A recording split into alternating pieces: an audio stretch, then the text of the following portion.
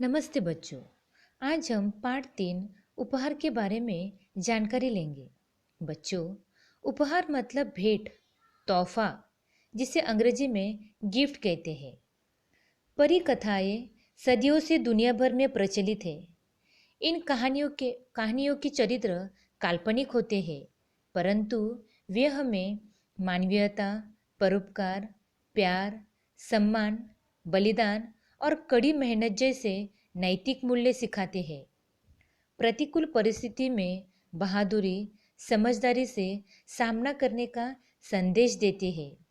इस पाठ में भी यही बताया गया है कि लक्ष्य प्राप्ति के लिए रुचि और लगन आवश्यक है, साथ ही ईमानदारी और सच्चाई भी, क्योंकि ईमानदार व्यक्ति के जीवन में किसी वस्तु की कमी नहीं होती।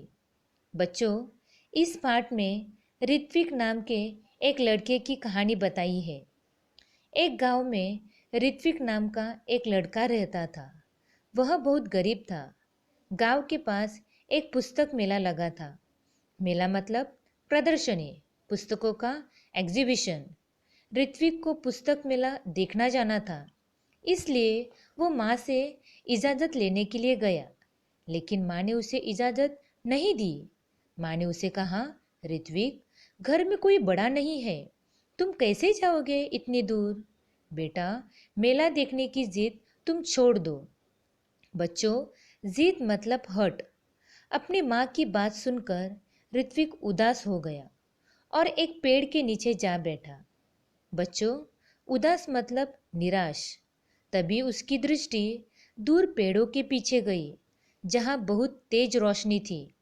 बच्चों, दृष्टि मतलब नज़र, निगाह। तेज मतलब प्रखर और रोशनी मतलब प्रकाश या उजाला। ऋत्विक उठकर उस रोशनी के पास गया।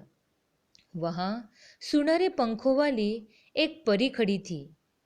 परी को देखकर ऋत्विक हैरान हो गया।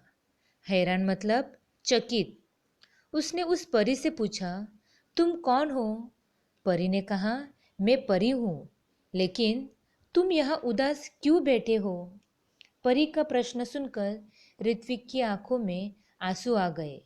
वह बोला, मैं अपने दोस्तों के साथ पुस्तक मेला देखना और पुस्तकें खरीदना चाहता हूँ।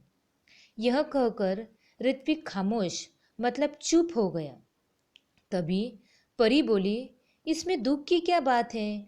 यह समझ लो, तुम्हारी मदद करने के लिए ही मैं आई हूँ, लेकिन इसके पहले तुम्हें मेरी परीक्षा में उत्तीर्ण होना होगा।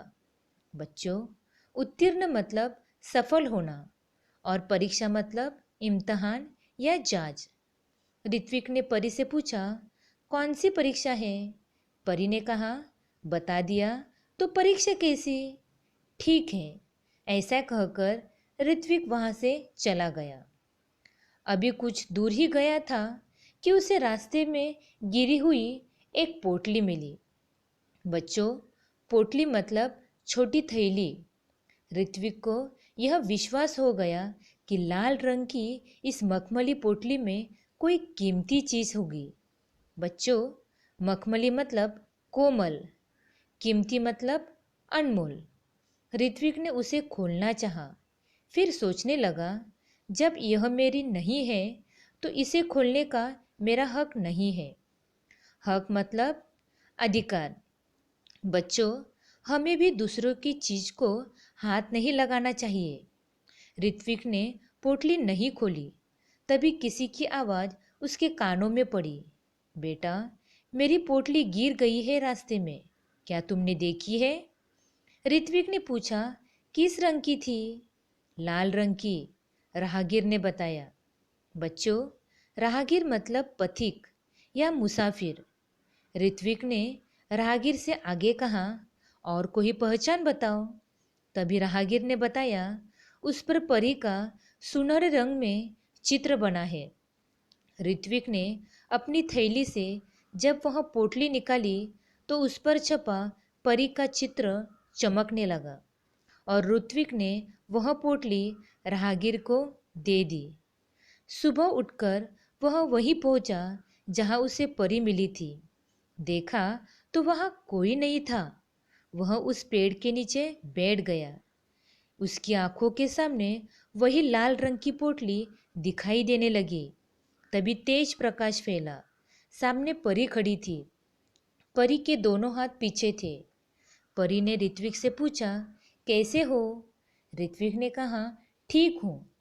तभी परी ने ऋत्विक को अपनी आंखें बंद करने को कहा, क्योंकि ऋत्विक को वह इनाम देना चाहती थी। ऋत्विक ने परी से कहा, इनाम? किस बात का? परी बोली, तुम उत्तीर्ण हो गए इसलिए। परी की बात ऋत्विक की समझ में नहीं आ रही थी। उसने आंखें बंद कर ली। परी ने उसके हाथों में एक मखमली थैली पकड़ा दी। ऋत्विक ने देखा तो वह हैरान रह गया। यह तो वही पोटली थी जो उसने राहगीर को दी थी। परी ने कहा, कल मैंने ही तुम्हारी ईमानदारी की परीक्षा ली थी और वह राहगीर भी मैं ही थी। इसलिए मैं तुम्हें यह इनाम दे रही हूँ। बच्चों, परी ने ऋत्विक को समझाया, ईमानदार व्यक्ति के जीवन में किसी वस्तु की कमी नहीं होती। जाओ, अब तुम्हें मनचाही वस्तु मिलेगी। बच्चों, क्या आपने अपने जीवन में कभी ईमानदारी का काम किया है? हमें ऋत्विक की तरह ईमानदार इंसान बनना चाहिए। ऋत्विक ने परी की बात सुन ली। तब ऋत्विक की आंखें भर आई। बच्चों, आंखें भर आना मतलब दुखी होना। परी को धन्यवाद करने के लिए ऋत्विक के पास शब्द नहीं थे। लाल मखमली पोटली लेकर ऋत्विक अपने माँ के पास आया और माँ को वह उसने पोटली दे दी। ऋत्विक की माँ के समझ में नहीं आ रहा था कि ऋत्विक उसे क्या दे रहा है। जब माँ वह पोटली खोलने लगी तब पोटली कई गुना बड़ी हो गई। उसमें से सुंदर सुंदर पुस्तकें बाहर निकल आई। पुस्तकों का ढेर देखकर माँ चकित रह गई। चकित रहना मतलब आश्चर्य करना। माँ के पूछने पर ऋत्विक ने सब कुछ बता दिया। अब ऋत्विक ने मित्रों के लिए अपनी बहन कृतिका की सहायता से पुस्तकालय खोला। बच्चों, सहायता मतलब मदद और पुस्तकालय मतलब वाचनालय, जिसे अंग्रेजी में लाइब्रेरी कहते हैं। इसी पुस्तकालय में आकर सभी बच्चे अपनी मनपसंद पुस्तकें पढ़ने लगे। ऋत्विक ने पुस्तकालय को ही अपने जीवन का ध्येय बना लिया। ध्येय मतलब लक्ष्य, उद्देश्य। अंग्रेजी में इसे गोल या एम कहते हैं। ऋत्विक का सारा समय पुस्तकों के बीच बीतने लगा। एक दिन पुस्तक पढ़ते पढ़ते ऋत्विक की आंख लग गई। आंख लगना मतलब नींद आना। नींद में उसने देखा कि पुस्तकें उससे बातें कर रहे हैं। एक पुस्तक ने ऋत्विक से पूछा, अगर तुम अपने जीवन में बड़े आदमी बनोगे तो क्या तुम हमारा साथ छोड़ दोगे? हमें भूल जाओगे?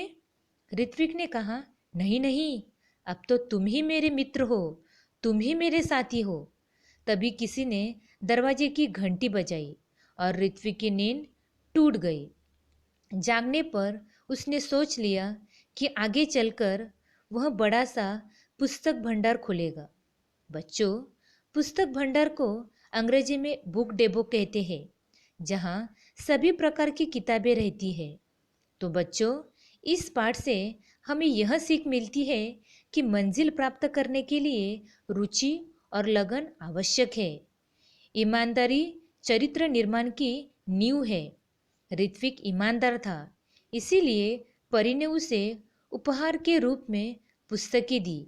हमें भी जीवन में मेहनत और ईमानदारी से काम करना चाहिए। बच्चों, दिए गए शब्दार्थों को पढ़ो और अपने कॉपी में लिखो। गरीब, निर्धन या दीन, मेला, प्रदर्शनी, जिद, हट, उदास, निराश, दृष्टि, नज़र, निगाह, तेज, प्रखर, रोशनी, प्रकाश, उजाला, हैरान, चकित, खामोश, चुप, उत्तीर्ण, सफल, परीक्षा, इम्तहान, पोटली, छोटी थैली, विश्वास यकीन, मखमली कोमल, कीमती अनमोल, हक अधिकार, राहगीर पथिक, मनचाही मनपसंद, सहायता मदद, पुस्तकालय वाचनालय या किताबघर, ध्येय लक्ष्य। मुहावरे इस तरह है। आंखें भर आना मतलब दुखी होना, तय करना निश्चय करना, चकित होना आश्चर्य करना, आँख लगना नींद आ जाना, नींद टूटना जाग जाना। धन्यवाद।